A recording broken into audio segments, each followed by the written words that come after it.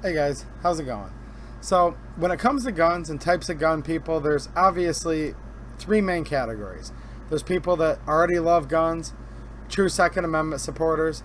There's the people that are rabidly anti gun, they're so close minded to it, they're going to want to fight and argue about it. Then there's the third group, which I think is actually the majority, a lot of the regular people that we know, people we hang out with, friends of ours, family members, and they're the people that aren't necessarily pro-gun. They're not necessarily anti-gun. They kind of have an open mind, but they've just never been around a gun before. So they don't really know for sure if what they hear on the news is true or not. They don't know if they're going to love shooting, hate it, if it's going to become one of their favorite, activities and hobbies. And I've talked about this before, that I think it's good to, be good examples to people. And if there's someone out there that wants to learn to shoot and they have a positive attitude and they're willing to learn, if it's something you're into, I think it's a great deed, and you're being a good friend if you can just take somebody out there and kind of teach them what a gun is. So I have a new series that I'm going to be starting here, and it's basically my friend and I, my friend Rachel. She's not a gun girl, but she's got an open mind.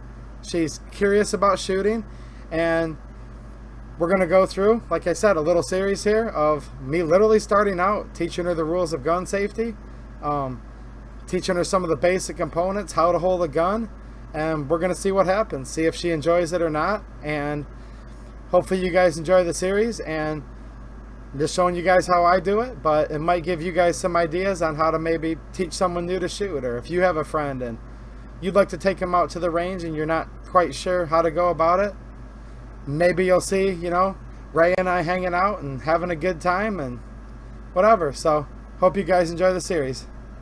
Hey guys, how's it going?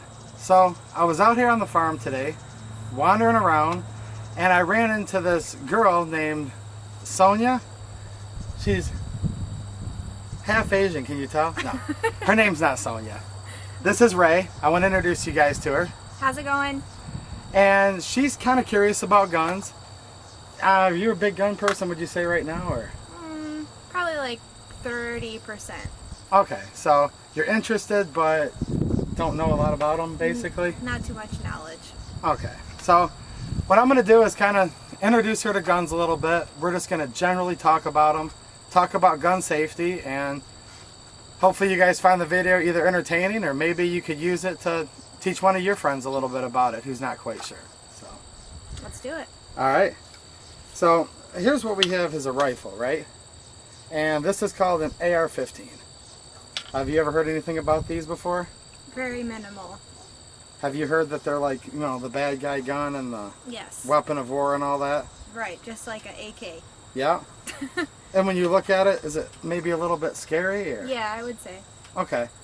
So I'm going to kind of briefly show you a little bit about how this gun actually works, because with any gun, including this one, it's no more safe or dangerous than the person who's actually using it, right? So it's just like when you get in your car. If you were driving down the road and you hit like a bridge or an oncoming car, pretty dangerous, right? Mm-hmm. This is really no different, because this is just an inanimate object. It's a tool. It's not going to do anything unless we tell it to, unless we purposely make a function, right?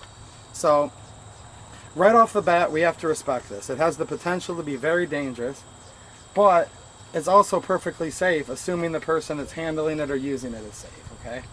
Gotcha. So we're going to start off real briefly with what they call the basic rules of gun safety.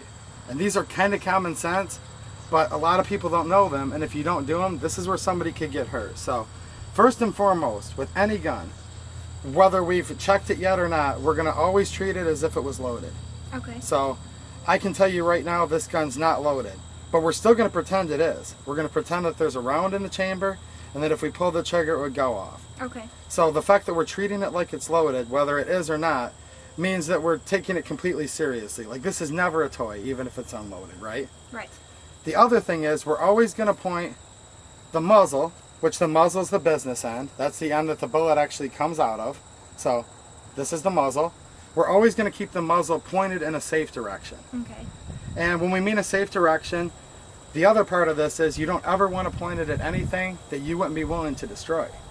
So if right now, if this gun were to just like go off per se, which it won't. I'll show you in a minute why it wouldn't. But if this gun were to go off, I would basically have a hole in the ground, right? Yes. But there's nobody here in front of us that it could possibly hurt, so we have the gun in a safe direction.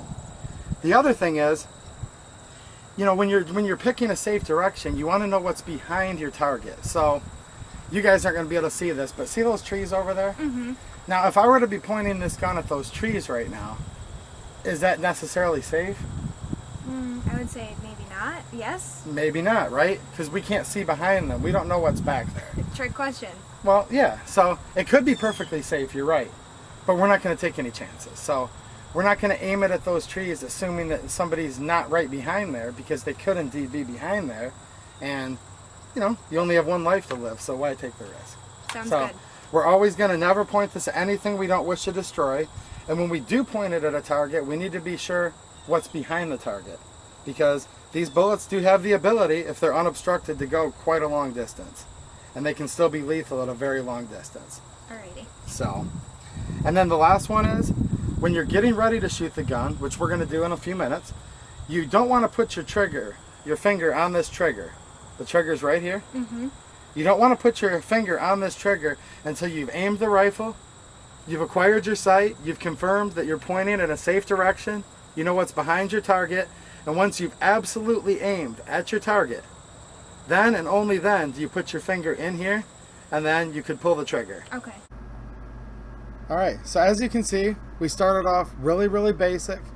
Just two friends hanging out, having a good time, and we did have a good time. Just nice and relaxed, just talking how normal people do.